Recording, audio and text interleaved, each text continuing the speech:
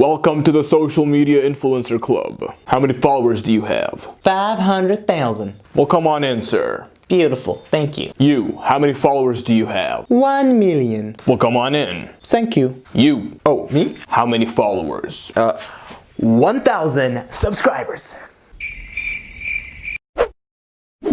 Assalamu alaikum. What's going on, everybody? Today's video is a Q&A in celebration of reaching 1,000 subscribers.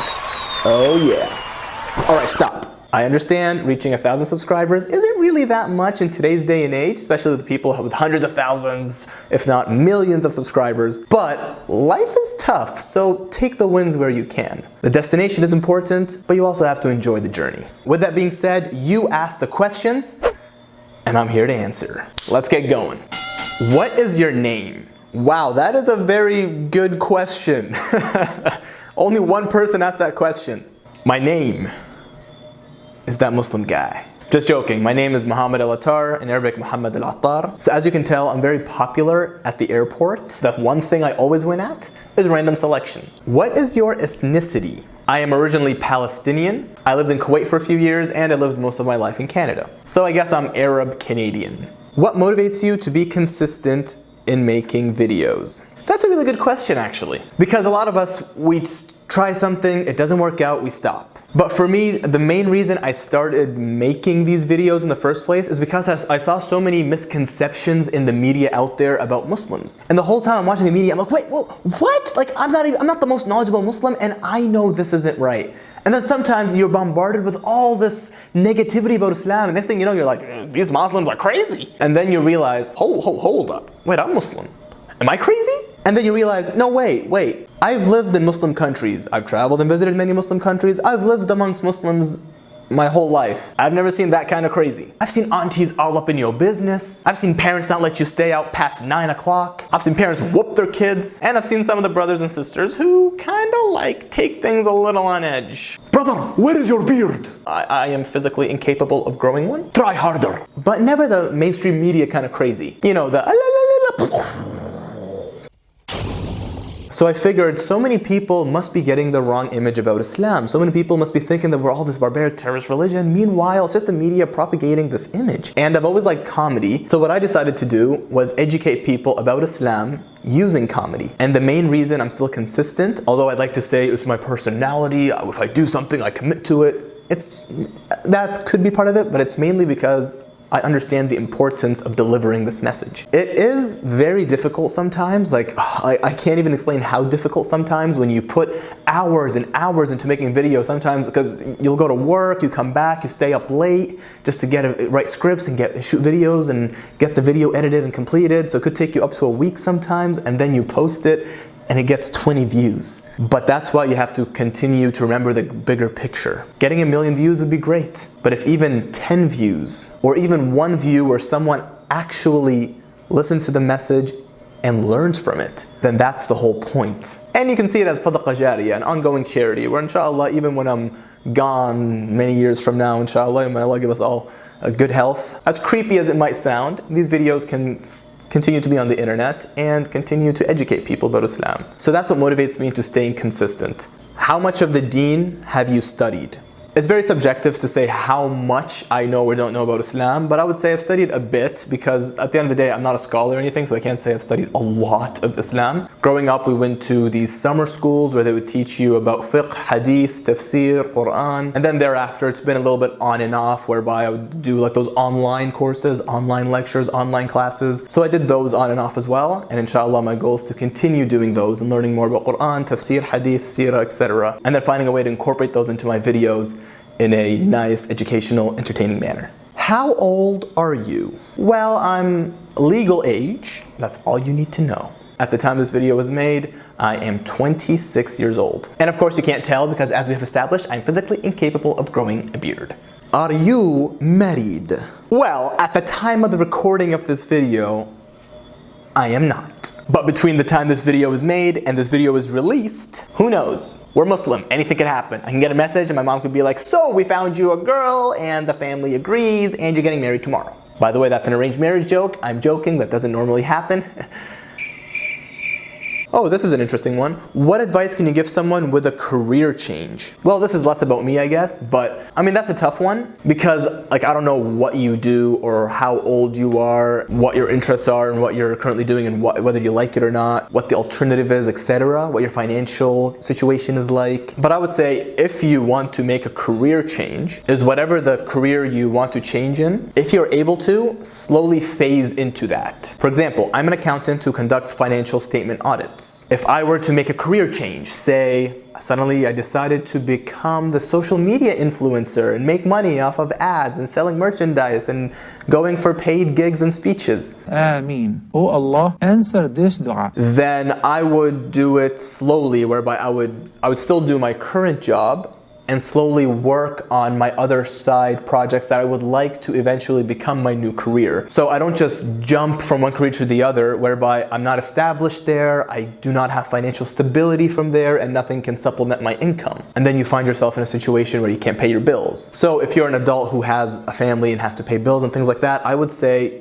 make sure to find time to consistently work on your new career. So you'd go to your job during the day, and then at night you would spend an hour or two making time for your new career and working on it. And then a few years down the road, your new career would have picked up. It would be generating income to supplement the current income you're making, and then slowly you can transition into that. That would be my advice without knowing too much about your situation. Are you married or have any children? Yo, what is it with all these married questions? Again, at the time of the making of this video, I am neither married nor do I have any children. But maybe 5 years from now, Allah yarzuqna azwaj wa zawjat salihin wa salihat wa dhurriya salihah. What life lessons, what life lessons have you learned when you lived in Bermuda? So I still do live in Bermuda at the time that this video was made. Why do I feel like I'm making a terrorist video? At the time this video was made, the hostage was still alive.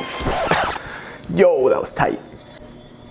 I should watch this. The life lessons that I would say I learned in Bermuda was adaptability. It is not easy to just pick up your life and go, I'm just gonna move to an island where most people have never heard about, and the ones that have heard about it for the Bermuda Triangle where things disappear, and then a place where I have no friends, to a new company, a new industry, just new everything. And then once you get there, you find an apartment, you find a vehicle, you meet new coworkers, you adapt to the new system. But what I learned was I was very quickly adaptable. And these life skills are invaluable. Like, you don't learn them sitting at home in your comfort zone. And I understand some people can't travel, whether it's financial purposes or they have family and they're tied down, they can't leave. Others, their family just won't let them go. The second thing I learned is that Muslims are everywhere. But before I went to Bermuda, I was kind of looking for reasons not to go. So I was like, you know what? They probably don't have a mosque, right? They probably have like 2 Muslims and they're like hiding. And then I looked it up. They have 3 mosques in Bermuda. They have approximately 500 Muslims. So no matter where you go, we're everywhere. The third and final life lesson, meeting so many different people from so many different parts of the world. Bermuda's a small island with like 60,000 people, and there are many expats, right? Expatriates who come here on a work permit, including myself. And you get to meet people from different parts of the world and you get exposed to all those different cultures. And I think that in and of itself is one of the most important life lessons you can learn.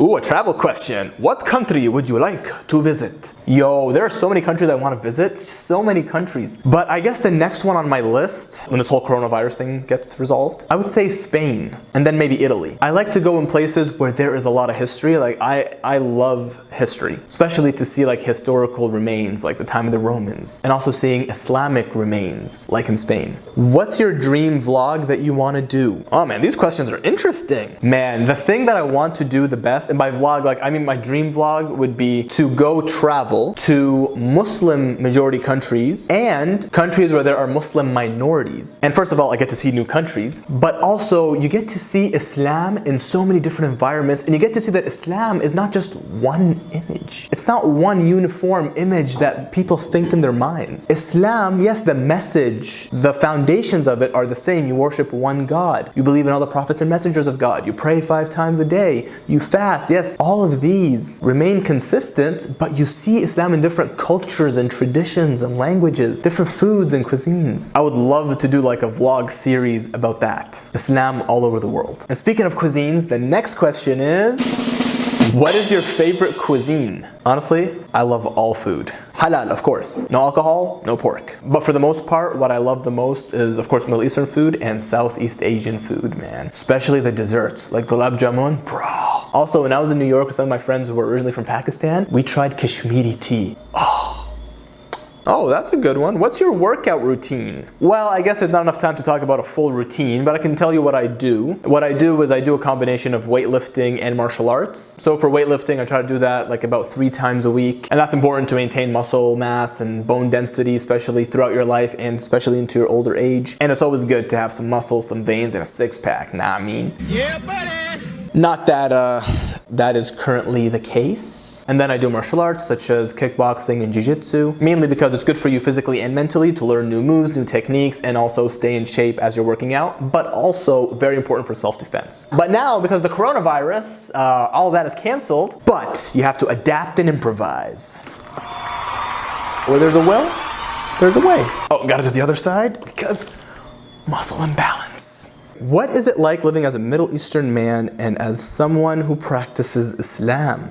Ooh, that's a deep question. Maybe I'll make a video about this separately. My understanding of your question is, what is it like being a Middle Easterner and a Muslim in the West? And I'll keep this short, but of course there's always struggles. My struggles are not as bad as some other people's, for example. First of all, I'm a male. Females tend to get discriminated against a lot more, especially if you're Muslim and you wear a headscarf. I'm also lighter skinned, so sometimes people get me confused. And I have a Canadian accent, so they kind of let me slide. But of course, my eyebrows are still thick. I still look Arab for the most part. And my name is Muhammad, it's Muhammad. So that also gives me away. And at the airports, I'm their favorite guy. And people have a lot of misconceptions and negativity associated with Islam. So it does come with a lot of difficulty, but I believe with that difficulty comes opportunity. You do have to grow thicker skin. You have to deal with very ignorant and sometimes aggressive questions. Unfortunately, sometimes people will be violent towards you, maybe physically. So it is a struggle, but personally for me, I would say it's a great opportunity to also strengthen your religion, because some people, they see people oppose them and they get scared and they just go, I'm not Muslim, just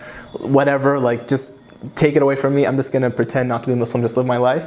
And some people, it strengthens their faith and they learn more about their religion and they get closer to their religion. But I would say so far, it does come with a little bit of a struggle in addition to everyday life struggle. Just gotta do your best, put your reliance on God and move forward. Last but not least, what is your favorite book? Oh. So this is an ongoing joke with my friends because a lot of them say, Mo, why don't you read? Now, when I say I don't read, I mean I don't read in the traditional sense, whereby I'll go buy a novel or go buy a fiction or nonfiction book and sit down and read it. Like I don't read anymore in that sense. I mainly read like business articles. I'll read like political articles. I'll read history articles and history books, scholarly opinions and articles, and things that I am interested in, things to improve my knowledge about Islam, and topics that I need when I'm making a video. So that's mostly the type of reading that I'm doing. And my friends constantly make this joke that I read at a 3rd grade level, but joke's on them because I read at a 5th grade level. The truth is, I read a lot of books during university, especially when I took English literature as an elective. And I read a lot of books like Antigone and Othello. And honestly, there are a lot of benefits to reading. Then I got super busy doing my postgrad, getting my CPA, working and studying and all that kind of stuff. But I am planning on getting back into it. To all you friends and people out there who've been judging me for years, I am planning on getting back into it, reading for fun. And just to prove how serious I am, here are my summer projects. But notice I didn't say which summer. Summer 2020, 21, 22, 2030. I will keep that undisclosed. And that's it. That is a long Q&A video. Thank you very much for bearing with me. Thank you for staying on this journey to 1,000 subscribers, and hopefully you will stay with me to 100,000, a million, and beyond. And until then, thank you for watching. I'm that Muslim guy. Assalamu alaikum. Peace be with you.